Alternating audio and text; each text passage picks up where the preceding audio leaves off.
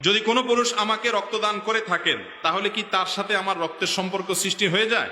এবং ওই পুরুষ যদি আমাকে বিবাহ করতে চায়, ইসলাম এই সম্পর্কে হালাল হারাম কি হতে পারে? এটা একটা দরকারি প্রশ্ন। যে কেউ যদি কাউকে ব্লাড দেয়, রক্ত দেয়, আমরা জানি রক্ত সম্পর্কীয় মানুষগুলো মাহরাম হয় সাধারণত, যদিও সব রক্ত সম্পর্কীয় ওরা মাহরাম হয় না।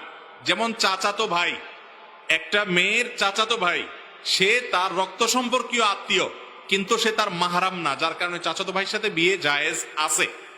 এটা হলো প্রথম কথা। দ্বিতীয় কথা হলো, রক্ত দিলে একজন আরেকজনকে রক্তের সম্পর্ক সৃষ্টি হয় না। রক্তের সম্পর্ক সৃষ্টি হয় হলো জন্মসূত্রে যাদের সাথে ব্লাডের সম্পর্ক আছে তাদের সাথে।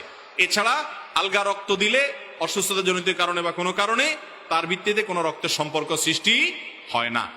আর কোন মেয়ের সাথে কোনো ছেলের বিয়ের জন্য রক্ত সম্পর্ক হলেই বিয়ে করা যাবে না, ব্যাপারটা তা না। মাহরামের একটা তালিকা আছে, 14 জন পুরুষ, এদের সাথে মেয়ের বিয়ে জায়েজ নাই।